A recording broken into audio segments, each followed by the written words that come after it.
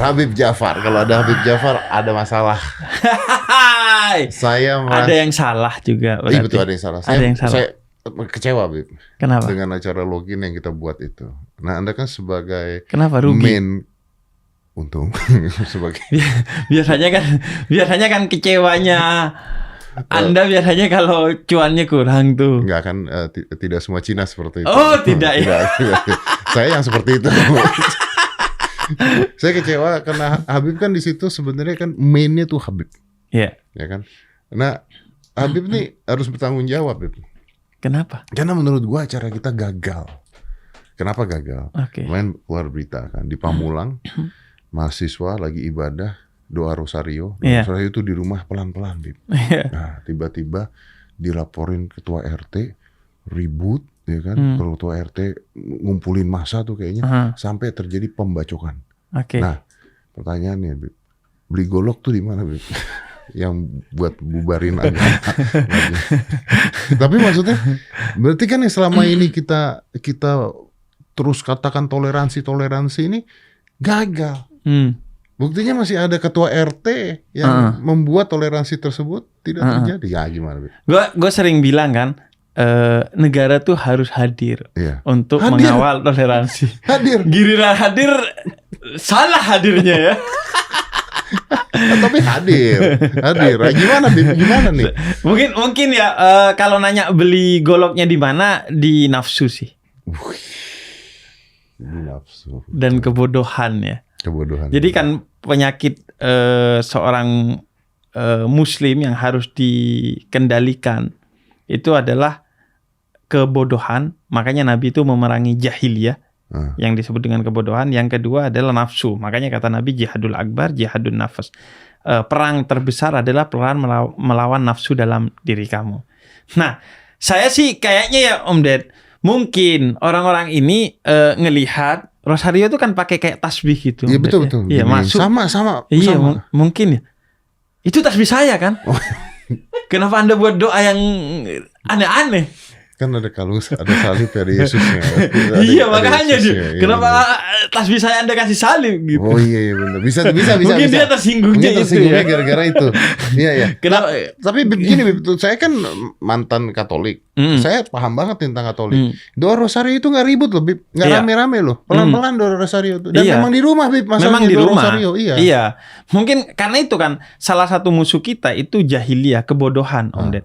Nah, itulah pentingnya login sebenarnya kan, memperkenalkan semua agama dari orang dan perspektif tokoh agamanya sendiri.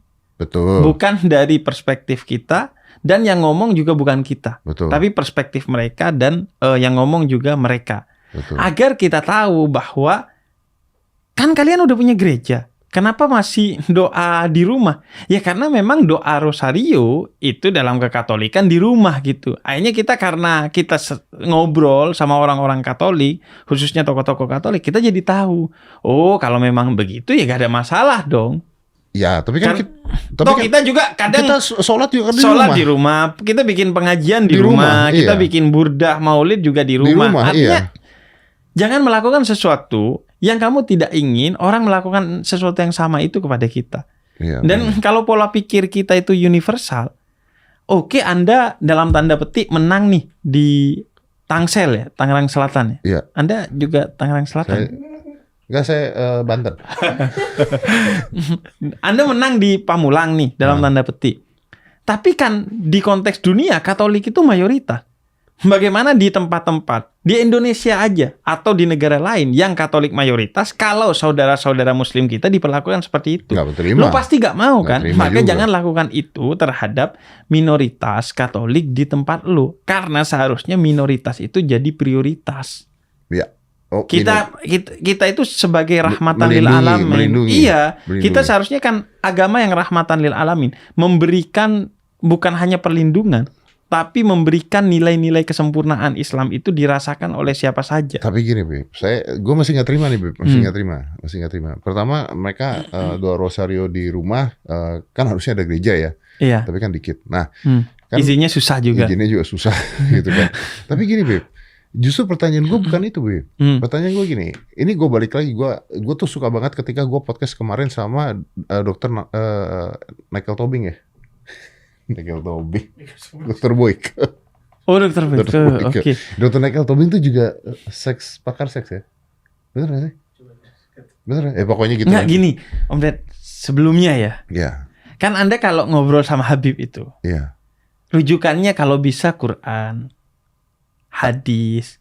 Ya minimal quote-quote dari tokoh-tokoh Islam atau quote dari tokoh-tokoh non-muslim yang keren. Kenapa Anda tiba-tiba larinya ke pakar seks gitu? Kasusnya ini menarik, Bib. Oke. Di Quran nggak ada. Oke. Ini menarik. Oke. Saya bahas soalnya sama dia. Oke. Kalau ini di Quran gue nggak tahu, kayaknya nggak ada, Bib.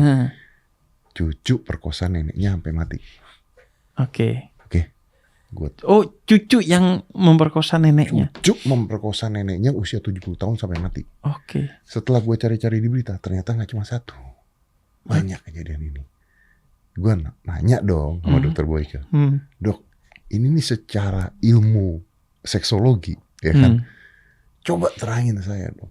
Kok saya nggak nangkep logika tersebut? Saya bilang. Karena kalau, maaf kalau kejadian pemerkosaan dan sebagainya masih bisa saya tangkap lah.